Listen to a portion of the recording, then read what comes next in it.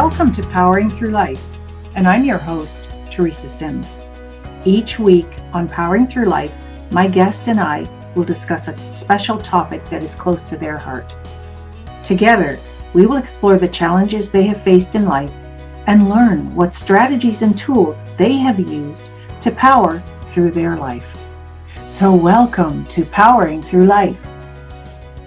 Hey, and welcome back to Powering Through Life. And today I have a really incredible guest with me today, Kassy Sunshine. And I like the name, and her personality is just like sunshine. So that is fantastic. Kassy is a certified life coach, speaker, and virtual business mentor with more than 9 years of experience helping millennial women break free from fear and lack of confidence so they can design a fulfilling personal and professional lifestyle that they love waking up to every single day, not just a vacation. Oh, that's fabulous, Kassy. Welcome to Powering Through Life. Thank you so much for having me. I'm excited to be here. Oh, this is fantastic. I really like I said, I like your name. It is sunshine. You have a beautiful smile that radiates sunshine as well. So Thanks. You're welcome. Our topic today, I also really think is going to be fascinating. It's how to move forward towards your goals, even in challenging times, kind of like right now, right? Exactly. Yes, using the power of vision-driven thinking rather than circumstance-based thinking.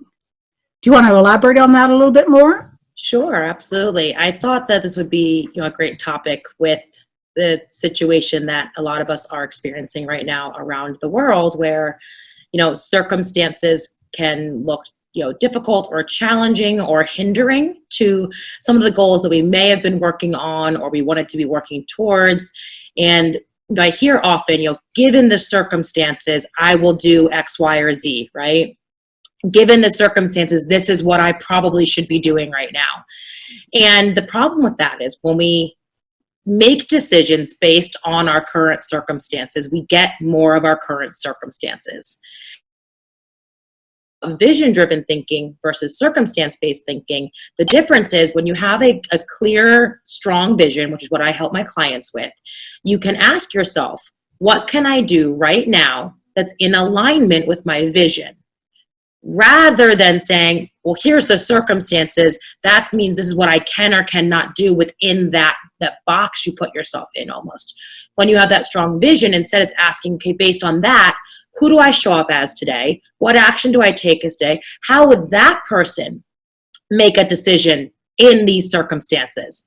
So it's not that we're ignoring them, right? There's just factual things that are happening all around us. However, it's the place you're choosing from that can still move you forward and keep you connected to what you want, not what you already have. Because if you already had everything you wanted, you wouldn't be having a conversation about this. Yeah, exactly. So you're not allowing the circumstances to dictate what you do, who you are, and how you do things. Absolutely. You're dictating how the circumstances will fit into your Yes, world. We often wait for the circumstances to change, or we say when I have more time, or when I have better education, or if I had more money.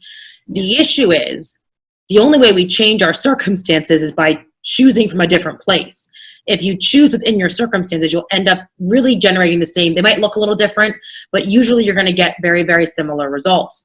So the only way to actually change circumstances is to choose from a different place, to come from a vision of what you would love. We don't get to our dreams, we come from them. So you have the vision and you come from that and you show up today as if you were living that life. So then you're actually able to create it and attract it and cultivate it in your life. That's why you need to have the vision to be able to really align your thinking with that. Oh, that's fantastic. You're spot on there. So why is it that we get pulled back into our comfort zones when fear arises, even if we don't like the results that we're getting when we get there? That's a big one. I mean, comfort zones are nasty. Especially if you don't know about them. I didn't know about my comfort zone for a long time. I didn't understand, right? We think, well, I don't want this. I don't want to attract that same, guy that ghosts me all the time. I don't want to keep, having to live paycheck to paycheck. I don't want these things. And yet, somehow, we keep attracting that guy. We keep ending up in jobs that don't really lead us anywhere. We keep ending up in debt somehow. And we just think, oh, it's it's crap luck, or, oh, it's just not in the cards for me, or why does this keep happening to me? When we don't realize it, it's because our fear shows up in disguise. It's not going to show up as a giant neon sign. It's going to show up as delay, dissuasion, distraction. I don't have the education. Oh, I should wait for 6 more months. Oh, we're in a pandemic. It's not a good time anymore. I shouldn't do this anymore. Oh, well, this would make me more money initially, so I should go down that route instead, and then I'll come back to my passion later. That's all fear showing up because it wants to keep you in your comfort zone. What you know is what's comfortable, whether you like it or not. If you grew up in a low income situation, oftentimes you stay in that situation not because you like it, but because you haven't changed your set point for success. That's still your comfort zone. And anything outside of that's going to have fear. It's going to be uncomfortable. And until you learn to embrace that and recognize that for what it actually is, you can't actually create a new comfort zone. But that's what we ultimately have to do. You have to get to that growing edge. You have to get to the edge and grow into another level to get different results in your life. But fear thinks it needs to keep you safe. That's its job. It doesn't know what's actually safe or not. All it knows, fear is programmed to say, change, nope, red light, stop, not safe, right? Really what fear is supposed to be saying though is, hey, this is a path you haven't been on before. Might be some twists, might be some turns, might be some roadblocks ahead. Take some caution maybe, right? But don't stop. It's not saying roadblock, don't proceed, don't pass go. Yeah. We interpret it as that though, where it's like, no, that's not safe. I'm going to stay back here. And that's when we just keep getting pulled back to our same results. It's, I don't know if you know the statistic, but it's like at least 85% of people who win the lottery will be back in their original financial situation within like 2 years of winning the lottery, because that's their norm. Whatever they started at, if they don't actually change the patterning and the belief system and everything that goes into that comfort zone, they won't be comfortable having money. They will subconsciously spend it, lose it, give it away. And we don't even realize that we're doing it most of the time. But that's because we want to regulate back to the results that we're used to. Same thing with being overweight. We're comfortable at it. If I've grown up with weight issues my entire life. It's almost like as much as I hate it, I'm more comfortable there than I am imagining myself as the person who's skinny with abs, because I just can't fathom that. That's not my normal. It's not what I'm comfortable with. So we have to recognize our comfort zone for what it is, recognize fear for what it is, to be able to actually say, okay, I hear you, fear. I get it. This is fear. I see that coming up. I'm going to have you step aside for a second, and I'm going to take one step forward. It's one step after another that you're able to not resist fear, because if you resist it, it gets stronger, but simply say, okay, I hear you, but I'm going to move forward. Yeah, exactly. Like today, I hear you, but I'm going to take this one little step because it might move me into another pathway or another bit of something exciting. And it's to do with that limbic brain of ours. You know, if we can shut that thing off sometimes. However, then when something does happen, we need to be cautioned. It's more of a, like you're talking about, is more of a cautionary thing than it is a dead stop. Because if it says, wait a minute, okay, I'm here, fear's here, I'm right here. Okay, fine. However, I want to try this. So it's just a matter of taking one action step forward each time something creeps up that says, hey, wait a minute, I'm over here, wait. Yep. You know, learning to notice it so you can actually pause and say, okay, is that fear? Is that legitimate? Where is that? Is that coming from a story that I have built up? Is that coming from, where is that coming from? So rather than your thoughts having you have thoughts, but you're able to kind of pause and reflect before taking the step to recognize, where are you choosing from? Are you choosing a step from fear? Are you choosing a step from alignment, from your vision, from what you would love?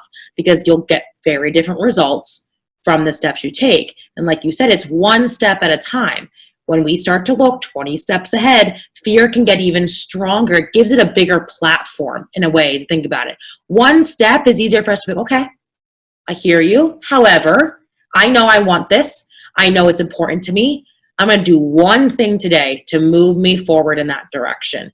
Because with each thing you do, confidence builds. You get more comfortable with that. You'll get momentum. And that continues to lead you forward. Yeah, absolutely true. Absolutely true. Is it kind of similar towards the law of attraction? I know that's Yes. used a lot, but it's if you let the what you want be a greater need than what I'm afraid of, things Yes. start to change for you. But Yes. it's taking that stop, that pause, and noticing what's going on, where it's going on in your body, why you're afraid of it, and who's telling you. Yes. Yeah. You know, is it somebody from when you were 5 years old, or is it somebody from now, or is it somebody from 10 years from now? Because sometimes that gets in the way too. Absolutely. Being able to operate that muscle, I think, you're a coach, you understand this. Sometimes people are like, oh, well, just tell me what to do, right? That the value is in the doing. And it's hard to help people understand that there's so much value in understanding your thought process, because everything starts with your thoughts. Yes. And so if you're not able to notice, like you said, where those thoughts are coming from, who's talking to you, what's going on there, you don't even realize that those things are operating and dictating your steps without even realizing it. Yeah. And that's the area I love to coach in, is what's gone on before, so that we're aware of it, we recognize it, and then we can take that as kind of a level playing field and start from there and make the changes and grow. And that's the beauty of all of this, isn't it? True transformation. That's the value in it. Yeah. So why is vision so powerful, for staying strong when challenges arise? And how can vision help us stay motivated, which is the biggest problem? It's like a GPS system, right? We think of trying to get from the East Coast to the West Coast. One, you would not do that if you didn't know where you were going. You wouldn't just jump in your car and just go if you didn't know what you were going towards and why you were going towards it, and be excited about what you were getting towards, right? Yeah. And two, you would never get there if you don't have some sense of like direction for where to focus. Yes. And so with vision, it's that direction system, right? It's that, it's that blueprint. I would say the same thing.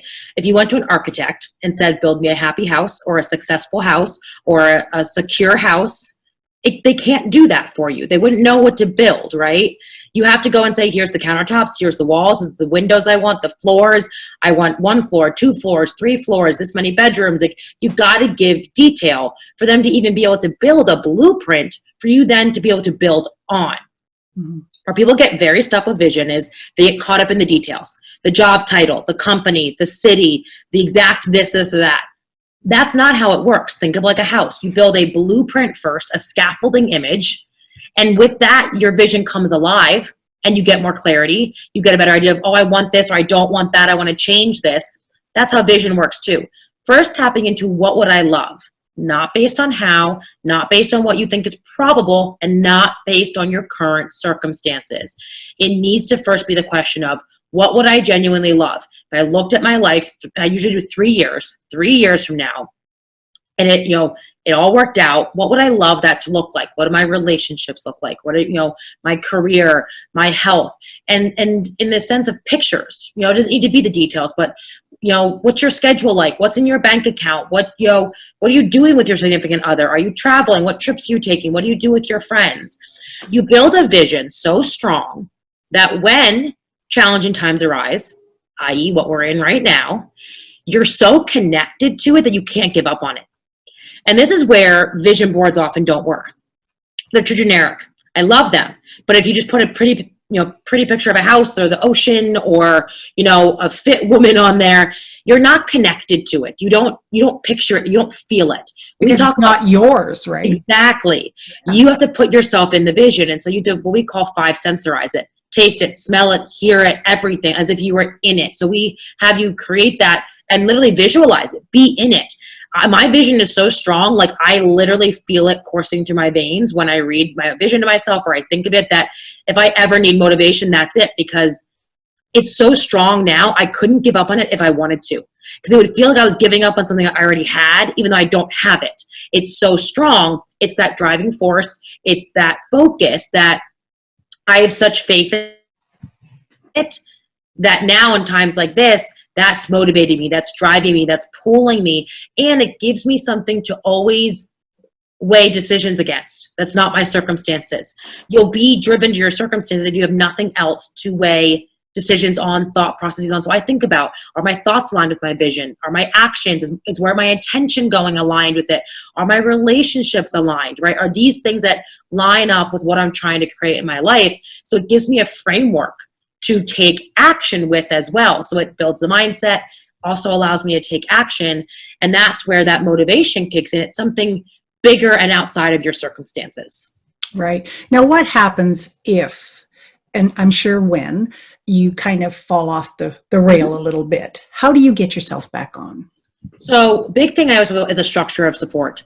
I would not be here if I did not have structures of support, because it's communities that I can't hide from, right? So for me, I have coaches and fellow communities. I'm also part of a network marketing company, and that's been amazing for me. It's like-minded people. I don't think I'd be coaching anymore had I not found that structure of support, because it's people who think like I do, motivate me, keep me in a good energy. So that helps me when I'm in a funk. I can get on a call, I can go to an event. You have to fill your cup up.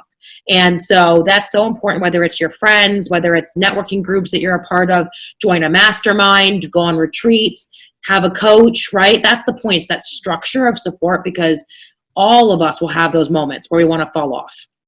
That's a big one.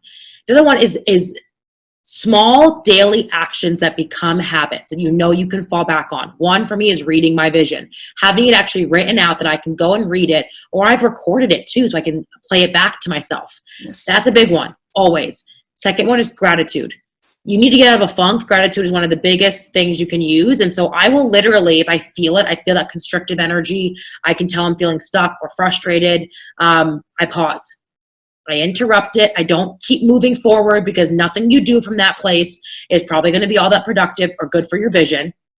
And I practice gratitude. I literally look around me, the floor, the wall, the chair I'm sitting in, anything. And I will focus on how grateful I am for all of those things, as well as maybe I'll send gratitude, right? I'll send gratitude messages to people in my life that I'm grateful for.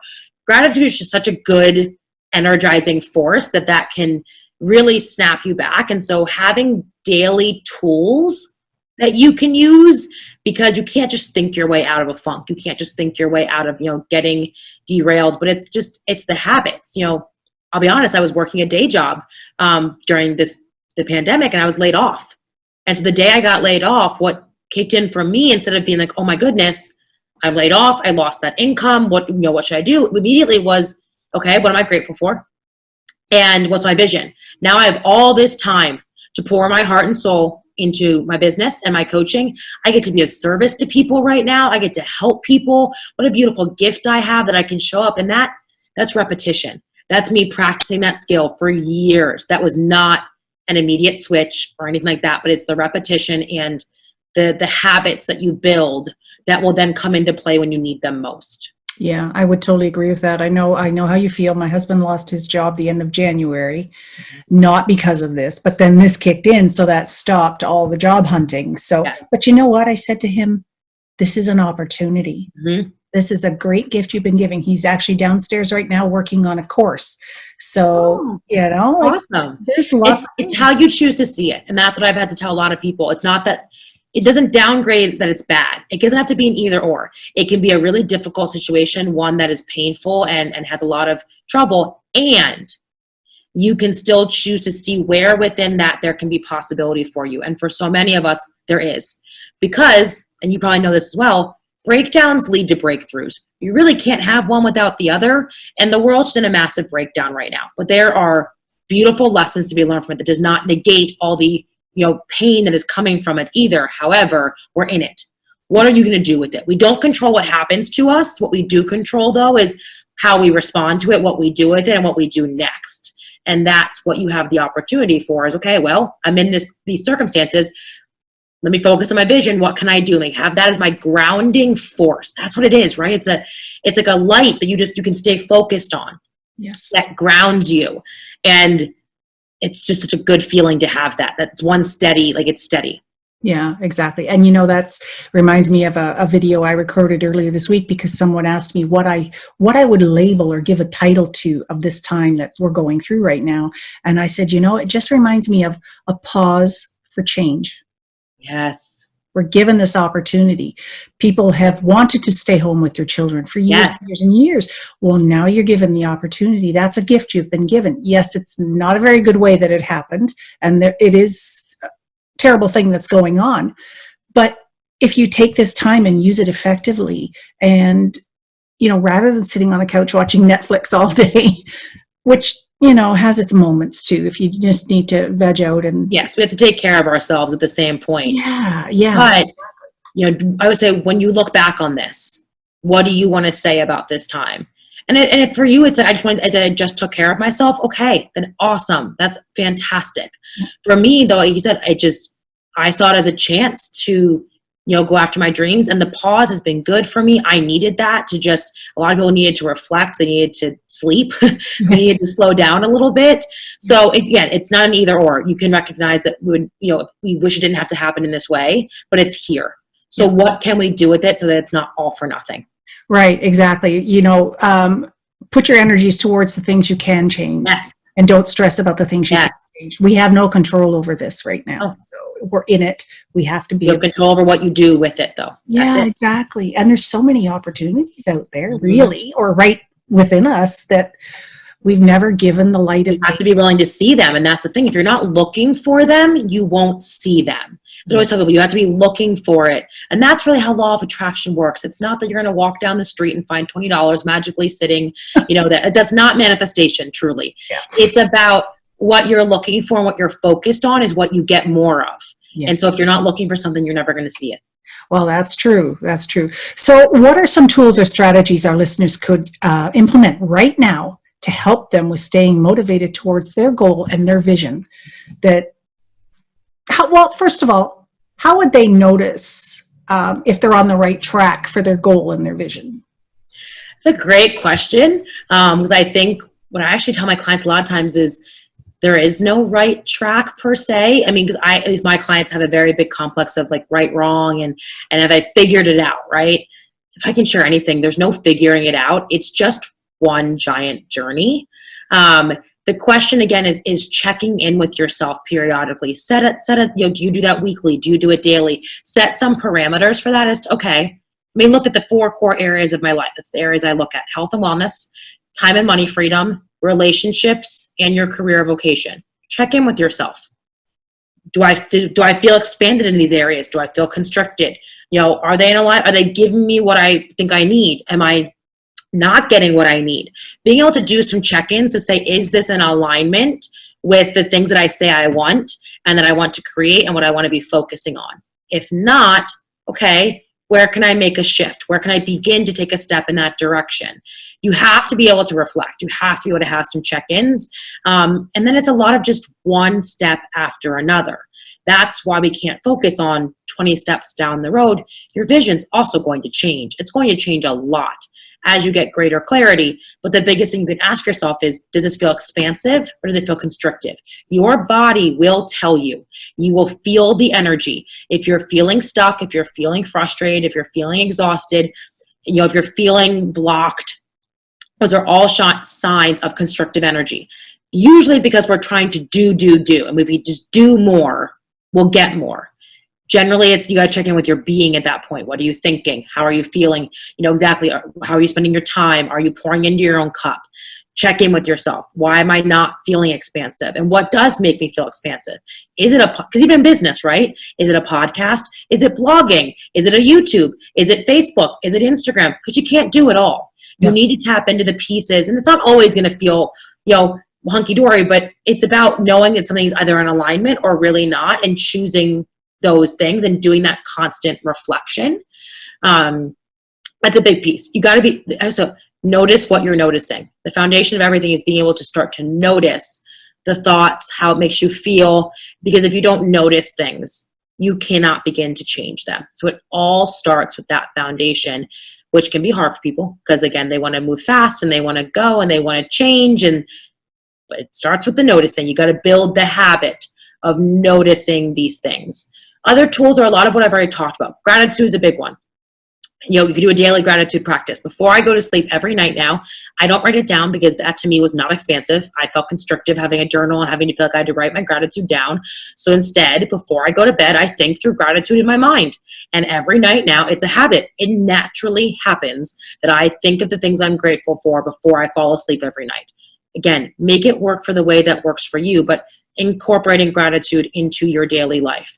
Having a vision. Start to get clear on that. Think 3 years out. That's generally what I recommend, in the present tense, and paint the picture. What would your life look like? You know, who would be in it? What would you be doing? Start to paint that picture, because then you can start asking yourself the question of, what can I do right now to move me in the direction of my vision? It's one of the best tools you can possibly have, because I don't care how small the step is, each step leads to something else, right? Maybe it's a phone call. Maybe it's writing the blog article. Maybe it's buying the domain name. It's, you know, sending the job application, whatever it is, you just never know. And you're not going to know 100%. You have to start to trust your intuition and your gut, because it really is that. And with each step, then check back in. Okay, now I'm at this step. Check back in.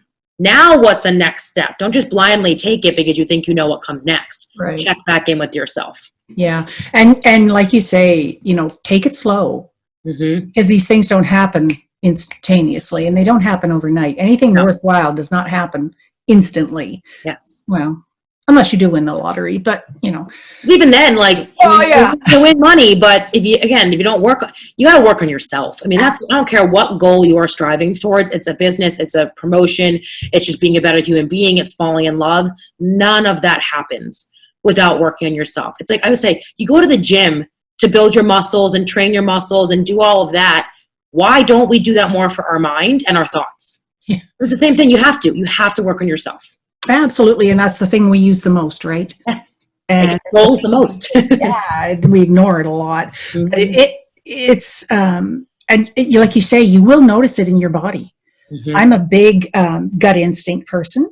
Always have been. Yep, me too. It's never steered me wrong yet. Same thing. And it's bang on every time. And doesn't always make sense. I will be honest. I've had a lot of things that have not, but I know my body's saying this is what you need to do. You don't know why yet. And my job is not to know the how or the why. My job is the what. I need to know what I would love and listen to that instinct. The more you listen to it, the stronger it gets. It becomes more familiar to you. Yeah. What I want and what can I do to make it happen? Yep. Right now with where I'm at. Yeah, exactly. One step after another. Perfect. That is just fabulous information. Now, do you have a favorite quote that you like to use or share? Would you like to share one? So my favorite quote is one of my own, and I haven't actually polished it into a perfect quote yet, but I always say that, you know, our dreams and our passions were not given to us by accident. You know, they're not coincidence. They are absolutely ours for a reason, and they are part of a giant puzzle piece. And so ignoring that is going to throw your entire life alignment out. And they're not by accident. They're not by coincidence. Your dreams are yours for a reason, and you deserve to live them. Yeah, absolutely. That is beautiful. That is beautiful. Don't polish it, and nothing is perfect because perfect does not exist. Exactly. I love to just be real. Well, that's it. And that's what I tell my husband. He's like, "Oh, you're a pessimist." No, I am a realist. Yes.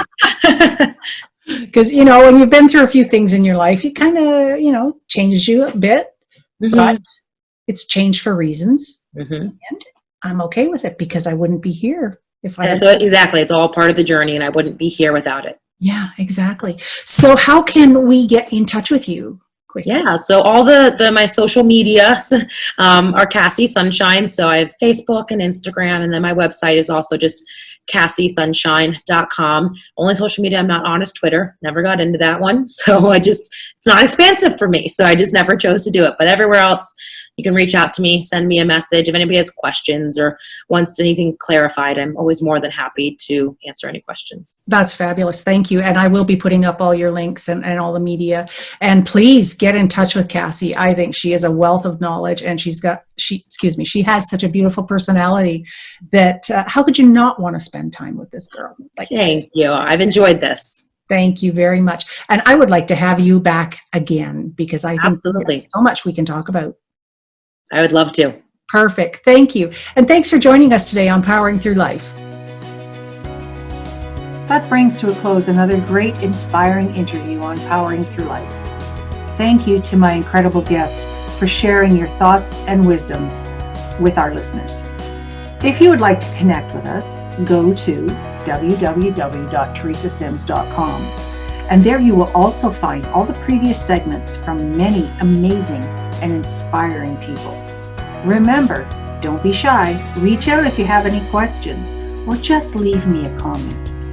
So thank you once again for listening to Powering Through Life.